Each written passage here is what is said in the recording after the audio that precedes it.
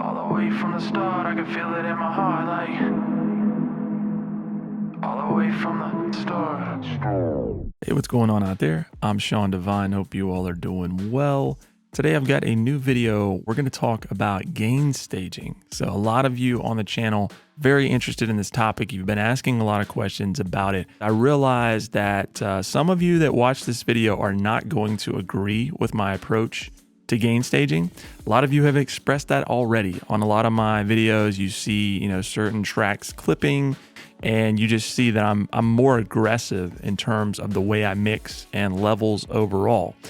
I want to stress that I am not trying to discount the importance of gain staging. It is important, and you should consider it. You should be aware of it, but I have my own perspective on it, which I'm going to share in terms of just my workflow and maintaining a creative approach that takes precedence over worrying about things with gain staging that I don't view as necessarily important. So first off, let's just talk about what gain staging is by definition. It's very simple. It's just thinking about your signal and making sure that you have optimal level throughout each stage that the signal is going through in terms of a signal path.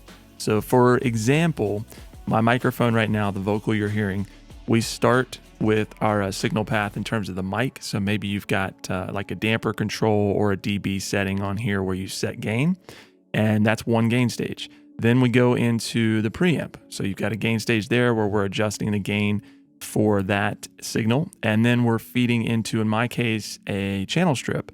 So I've got input and output controls there that are going to ultimately control the level that then goes into my audio interface.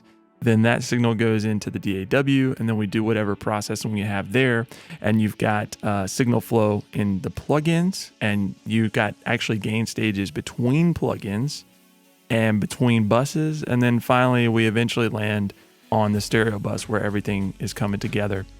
But that's just a general overview of kind of signal path, signal flow, and gain staging. So what are my personal perspectives on gain staging? First of all, again, it is important, but I think that it's more important in terms of recording. So I'm very conscientious about how I'm doing my gain staging in terms of the mic, the preamp, feeding the interface, and going into the DAW, because as an engineer, someone who works in production and post-production, I have seen disasters happen when gain staging was ignored in the recording phase. And that could be anything from your vocals to, drum mics or whatever. Once it gets here and we've made a crucial error, someone's made a crucial error in terms of gain staging, there's really no going back from that. And it's very difficult to try to fix those problems after the fact. Now, once we get into the DAW, let's just talk about in terms of mixing. My perspective is that I'm not that worried about, clipping and pushing levels hotter than maybe some of you out there are comfortable doing. The reason is because I'm using my ears. I don't want to mix according to numerical values or, think about things in terms of the optimal level for every plugin is minus 18 dBFS. I mean, you hear these numbers that are thrown around. Each plugin is different. So I do think, and I want to stress that there are plugins that respond differently to hotter levels than others. I have heard many of my plugins that when I'm feeding them hot on the master bus, or maybe I'm putting them on an especially loud element like a kick or a snare, they don't deal with the hot levels as much. Maybe they distort a little bit. Maybe they give you some unpleasant artifacts. But that's why it's important to use your ears rather than just looking at it and saying, well, it has to be at this level. It has to be correct in that way in terms of what someone has said is the optimal level.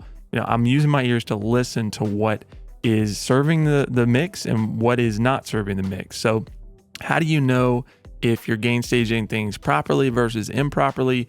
In my view, if I'm hearing audible distortion that is not intended, then that's a problem. And that means that you're improperly gain staging something at some point, or maybe through a plugin, and you need to pay attention to that. As far as clipping goes in the digital realm, a lot of you will see clipping in my channels. You see a lot of engineers with clipping in the DAW. My perspective is this: I don't recommend, having a lot of clipping happening across, many channels in your session and then feeding that into the stereo bus. That's going to cause you a lot of problems once we start to get into processing the stereo bus and doing the mastering.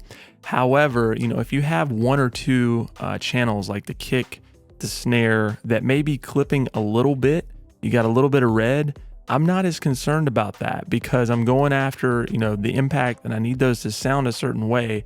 And then, going into my master bus, usually I'm mixing into a brick wall limiter that's just below 0 true peak, or a maximizer.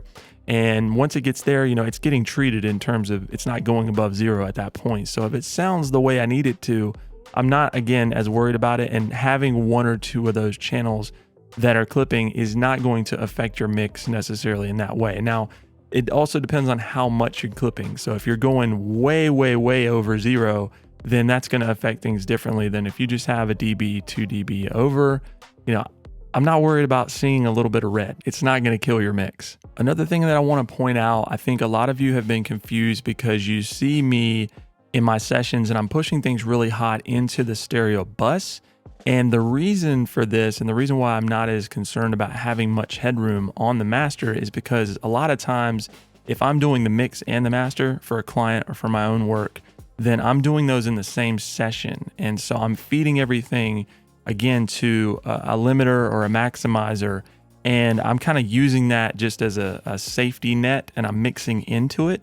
So some of you may be familiar with this sort of method because a lot of engineers in like the SSL, the analog world, they would use, the master bus compressor on an SSL console and just mix into that. And that's part of, getting a sound where it's controlled and you're able to mix aggressively, and that's just sort of keeping you in check. Now, a lot of you are not gonna, necessarily want to do that. That's fine. You don't have to, but just realize at some point there is going to be limiting and maximization done, whether you do it or if someone else does it. So if you're mixing really quiet and you're just keeping things from clipping, a mastering engineer is eventually going to have to apply some gain to bring it up. So I would rather hear what it's going to be like with that maximization or with that limiting in my mixing process so that I'm aware of what that's going to be. Now, for clients who send me, tracks that they mixed, I like to have more headroom. So, why would you send something with more headroom to an engineer?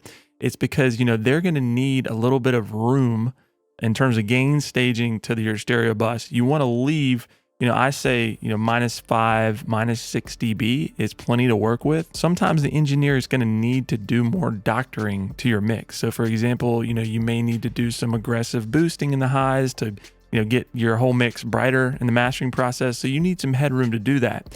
You may need a little bit of multiband compression or something of that nature where we need to bring the gain up. They're going to do brick wall limiting. So you want to have some space to work with in the mastering. So that's kind of my thought on gain stage for your mastering process. For me, it's very different if I'm mixing and mastering in the same session, or if those processes are going to be done separately, either by myself or another engineer. So on the flip side, there's going to be engineers and those of you who prefer to mix at a lot softer levels in terms of your individual tracks, in terms of gain staging into plugins, and then you want a lot of headroom on your stereo bus just because that's what you've gotten used to or for whatever reason. And I'm not here to say that my method is the right way, but I will say that you should be aware that if you're a really comfortable mixer, if you know what you're looking for in your mix, when you're mixing at commercial levels or close to that,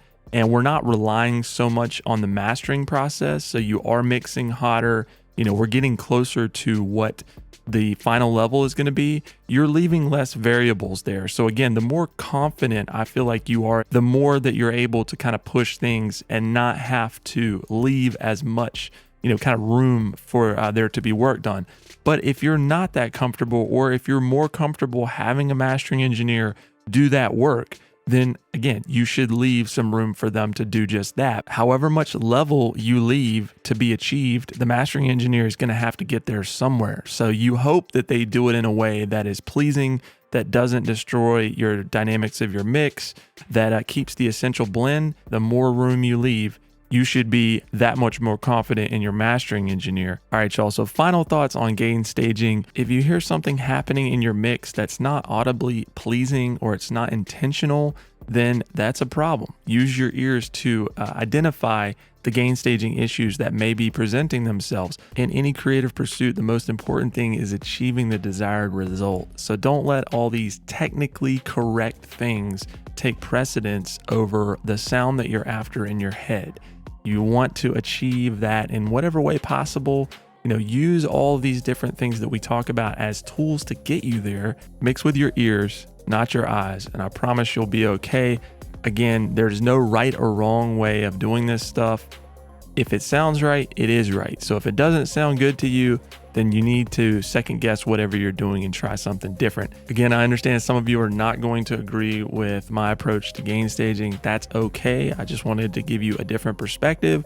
I realize that I am a minority in a lot of the ways that I do mixing, but I watch other engineers who do things very differently than I do, and I don't personally or professionally want to do it the same way they do, but I also pick up other things just from the way that they're doing it that do serve me. So I'm hoping that some of you, if you completely disagree with my approach, you can still pull some things from just the way that I'm trying to get you to think about this stuff in terms of creativity, not just technicality. All right, y'all. So if you have any questions about gain staging or anything I spoke on in this video, feel free to leave a comment below. If you learned anything, please like, subscribe, and consider sharing. We'll talk to you soon.